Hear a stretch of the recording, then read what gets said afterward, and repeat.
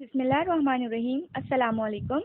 I hope you all are fine. I am your chemistry teacher, Miss Faiza Kiran. We are on chapter number 10. Topic is acids, bases, and salts. In today's class, we are going to cover SLO 10.3, that is about strength of acids and bases, and SLO 10.4, it is all about the applications of acids and bases in home and industries. So let's proceed our today's class. Students, let's take a quick review of the concepts of acids and bases. Arrhenius concept. According to Arrhenius, acids are the substances that produce hydrogen ion in their aqueous solution, while bases are the substances that produce hydroxyl ion when dissolved in water or in solution form. Bronsted and Lowry theory. According to them, acids are proton donors and bases are proton acceptors. Third concept is Lewis concept, and according to him, acids are the substances that can accept a pair of electrons, while bases can donate the pair of electrons. We have discussed all of these three theories in detail in our previous classes. SLO 10.3 Strength of acids and bases. SLO 10.3.1 is exemplify acidity of bases and basicity of acids. In this question, we have to discuss two terminologies. Number one is acidity of bases and second one is basicity of acids. Let's see what is acidity of bases. It is the ionizable hydroxyl ions present in an alkali. It means that the number of hydroxyl ions produced by a base indicates its acidity. On the basis of number of hydroxyl ions, bases are divided into different types like monoacidic base, diacidic base, triacidic base, and for more than 3 hydroxyl ions, they are called as polyacidic base. Sodium hydroxide is an example of monoacidic base. You can see sodium hydroxide when dissolved in water is broken down into sodium positive ion and hydroxyl negative ion. As it is donated one hydroxyl ion, that is why it is called monoacidic. Calcium hydroxide is diacidic base because it donates 2 hydroxyl ion in its aqueous solution. You can see in the equation in which calcium hydroxide is broken down into calcium plus 2 ions plus 2 hydroxyl ions. The example of triacidic base is aluminium hydroxide. As it is dissolved in water, it produces 3 hydroxyl ions. That is why it is called triacidic base. Classify the given bases as mono, di, and triprotic or triacidic bases. The term triprotic and triacidic have same meanings.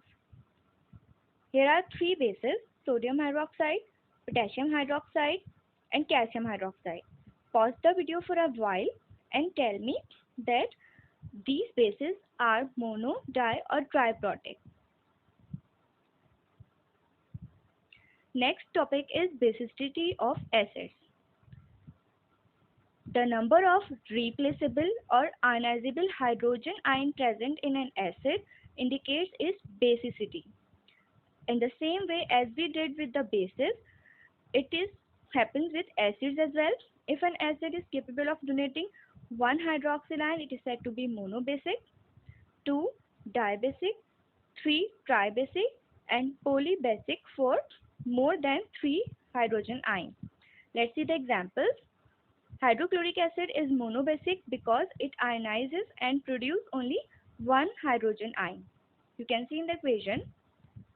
The example of dibasic acid is sulfuric acid because it produces 2 hydrogen ion in its aqueous solution. The example of tribasic acid is phosphoric acid. You can see in the equation when it is dissolved in water, it produces 3 hydrogen ion and phosphate ion. As it is given 3 ionizable hydrogen ion, that is why it is called tribasic acids. Now test your knowledge for a while and classify these acids as mono, di, and triprotic or tribasic acids. 3 of the acids are given, including sulfuric acid, hydrochloric acid, and nitric acid. Pause the video for a while and classify them as mono, di, and tribasic acids. Next SLO is 10.3.2, exemplify strong and weak acids and bases. First of all, let's see what is a strong acid. A strong acid is an acid that is completely ionized in water. It means that all of the acid molecules become ion in water. See in the picture, when we put or pour a strong acid into water, all of its hydrogen ion and negatively charged ions are separated. All of the molecules of acids are ionized. That is why it is called a strong acid. Examples include sulfuric acid, hydrochloric acid, and nitric acid. What is a weak acid? A weak acid is that one in which only partially ionized in water. It means that only a few molecules of acid becomes ions in water. Look at the picture. When we pour weak acids into water, it produces ions, but not all the molecules are ionized. That is why it is called a weak acid. Examples of weak acids are ethanoic acid, citric acid, and carbonic acid. What is a strong base? Those bases which completely dissociate in aqueous medium are called strong bases. It means that all of their negatively charged hydroxyl ion and positively charged cations are completely ionized when they are dissolved in water. Examples are sodium hydroxide, calcium hydroxide, magnesium hydroxide, and potassium hydroxide. What are weak bases? Those bases which are partially dissociate into ions in aqueous solution are called weak bases.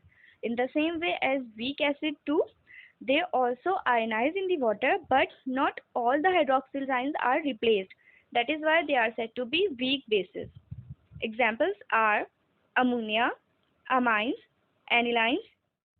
Next SLO is 10.4. Title is Applications of Acids and Bases.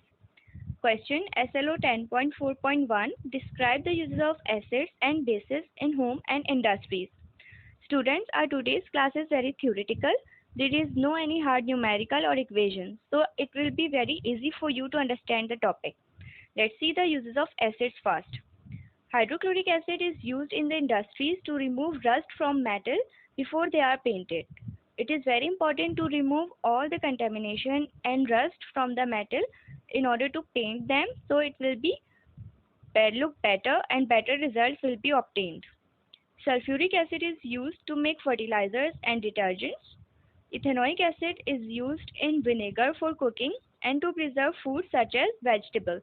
So it is a nice food preservating material. Citric acid is used in making fruit salts and artificial fruit flavors. Benzoic acid is used for food preservation processes. Nitric acid is used in manufacturing of fertilizers, paints, drugs, explosives, and etching designs on copper plates. You can see there are a number of uses of nitric acid. Let's discuss the use of bases. Sodium hydroxide and potassium hydroxide are used in making soaps. Very much important because soaps are very much important for cleaning purposes. So these bases are used in soap industries. Ammonia solution is used in window cleaners. Magnesium hydroxide is used in toothpaste to neutralize the acid produced by the bacteria. Students, do remember that magnesium hydroxide is also known as milk of magnesia. All the bases are the constitute of cleaning agents. Next is calcium hydroxide. Common name is slaked lime, and it is used to neutralize acids found in acidic soil. Potassium hydroxide is used in alkaline batteries. Aluminium hydroxide is used in foaming agents in fire extinguisher. Ammonium hydroxide is used to remove grease stains from clothes. So you can see that how much important are these chemicals, acids and bases in our home as well as at industrial level. A question we have to answer here is, how can we neutralize stomach acidity? All of us are familiar of stomach acidity.